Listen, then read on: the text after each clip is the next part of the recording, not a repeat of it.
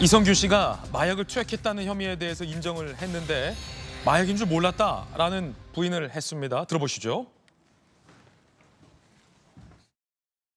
많은 분들께 심리적 끼쳐드린 점 다시 한번 진심으로 사과드립니다. 마약 투약 혐의 인정하십니까? 오늘 조사 과정에서 모두 성실하게 답변드리겠습니다. 1차 진술 거부하셨는데 오늘은 입장을 밝히셨나요? 1차 거부 아니었고요. 오늘 모든 질문과 조사에 성실하고 솔직하게 다 말씀드렸습니다. 마약 투약 혐의 인정하셨나요? 예, 그것 또한 다 솔직하게 제가 기억하고 있는 거 다 사실대로 다 말씀드렸습니다. 이성균 씨가 마약 투약 혐의에 대해서 인정을 했습니다. 하지만 고의성에 대해서는 부인했습니다. 유흥업소 여실장 A씨가 나를 속이고 뭔가를 줬다. 마약인 줄 모르고 먹었다라고 이성균 씨가 얘기했습니다. 마약을 투약한 혐의에 대해서는 시인을 했지만 고의성은 없었다. 나도 모르고 당했다라는 식의 부인을 한 겁니다. 범죄심리 전문가 모셨습니다. 순천향대의 오윤성 교수님 나오셨습니다. 어서 오세요. 네, 안녕하세요. 오랜만에 나오셨습니다. 이성균 씨가 아직 그 신체에서 마약 성분이 검출이 안 됐는데 그럼에도 불구하고 마약을 투약했다라고 시인을 했습니다. 하지만 방금 보셨던 것처럼 고의성은 없었다. 그 이미 구속된 여종업원 실장이죠. 유흥업소 A씨가 나를 속이고 먹였다. 자, 범죄 심리적으로 봤을 때 이 의도가 어떻게 읽히십니까?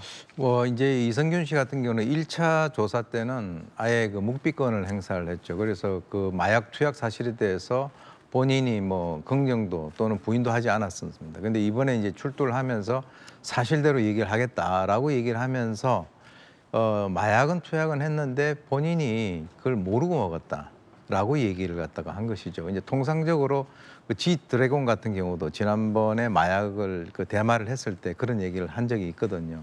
그래서 이제 본인이 지금 현재 상태에서는 경찰이 굉장히 그 휴대폰에서 의미 있는 그 증거를 지금 확보를 한 상태이기 때문에 아예 마약을 갖다가 하지 않았다라고 얘기를 갖다가 할 수는 없는 그런 상황이기 그렇군요. 때문에 몸에서 마약 성분이 안 나왔다 하더라도 그렇습니다. 그리고 아직도 이제 지금 마약 성분에 대해 가지고는 또 이제 다리털 검사라든가 해서 만약에 거기서 또 나올 수 있는 그런 가능성도 배제를 할 수 없기 때문에 그렇군요. 이제 그렇게 얘기를 하는 것 같습니다. 예, 말씀 주신 것처럼 그 채모 검사 중에서 이 다리에 있는 털, 다리털 검사도 주목을 하고 있습니다. 국과수에서 모발 100여 개 정밀 감정했는데 마약 성분이 검출 안 됐다고 합니다. 경찰이 8에서 10개월 동안 투약을 안 한 것 같다. 그러니까 뭔가 상습적이고 지속적인 중증의 마약 투약, 중독 이 상황은 분명히 아닌 것 같아요. 이성균 씨의 신체에서 나온 데이터를 보면. 그런데 박유천 씨가 2019년 모발과 소변에서 안 나왔는데 다리털 검사에서 양성이 나와서 덜미가 잡힌 바도 있습니다. 교수님, 모발 흔히는 우리 뭐 모발이나 소변 검사에서 잘 나올 줄 아는데 의외로 다리털이 복병이네요. 다릅니까 다리털이? 왜 그러냐면 예. 이 다리털하고 뭐 털은 똑같습니다. 근데 이제 모발 같은 경우는 통상적으로 이제 1인당 그 한 달에 1cm씩 그 자라거든요. 금방 자라서. 그러니까 이제 이발을 하지 않습니까? 그러니까 지금 이제 한 8cm에서 10cm 정도 잘라서 그것을 갖다 2, 3cm로 그 정밀 검사를 했는데 안 나왔다는 거는 적어도 이성균 씨가 한 8달에서 10달 정도는 마약을 하지 않았다라고 우리가 볼 수 있는 거예요. 그렇군요. 그런데 지금 이제 다리털이라든가 또는 뭐 아주 또 다른 부위에 그런 어떤 그 채모 같은 경우는 그것을 갖다가 우리가 뭐 이발하듯이 잘라내지는 않잖아요.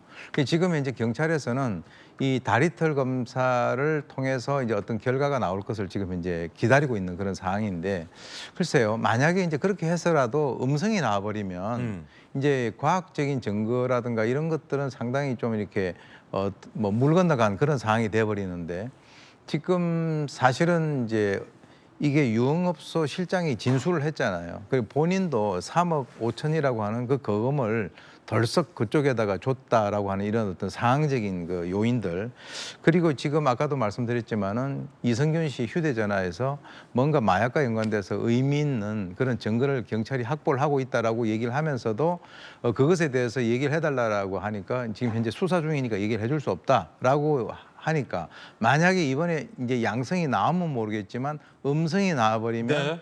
과학적인 증거가 없는 상태에서 거죠. 상황적으로 어떤 그 수사를 갖다 풀어나갈 수밖에 없는 그런 상황이라고 봅니다. 그러면 정익진 변호사님, 네네. 법률적으로 만약에 마약이 안 나왔고 지금 나온 상태만 하더라도 8에서 10개월간은 마약을 안 했고 이성규 씨 말대로 정말 여 실장에게 속아서 뭔지 모르고 먹였고 그걸 폭로하겠다고 협박을 당해서 돈을 뜯긴 것 정도라면 네네. 정상 참작이 됐나요? 청상 참작이 되겠죠. 그 다음에 이제 책임이라고 하는 게 민사 책임이 있고 형사 책임이 있거든요. 민사 책임은 과실만 있어도 손해배상 책임을 부담하는데 형사 책임은 원칙적으로 고의가 있어야 된단 말이죠. 그런데 지금 머리카락에서는 음성이 나왔지만 첫 번째로 다른 채무는 장담할 수가 없는 거고 두 번째 교수님 말씀하신 것처럼 핸드폰이 있고 세 번째 가장 그 중요한 정황 증거가 공갈당하지 않았습니까? 약을 안 했는데 왜 공갈당해가지고 3억이 넘는 큰 돈을 그렇게 지급을 갖다 했겠습니까? 이런 여러 가지 정황들 때문에 어쩔 수 없이 인정할 수밖에 없는 그런 상황이고요. 그런데 말이 된다고요. 모르는 약을 받았는데 복용을 했는데 너 마약했다라고 하면서 공갈을 받아서 어쩔 수 없이 돈을 줬다. 이런 것들은 말이 되니까 이런 부분이 된다라고 하면 고의 부분이 희석화되면서 뭐 기소유예라든지 여러 가지 그 낮은 처벌을 기대할 수 있기 때문에 이선균 씨가 저런 태도를 취하는 것이 아닌가 싶습니다. 예, 뜨거운 소식 함께하고 있습니다.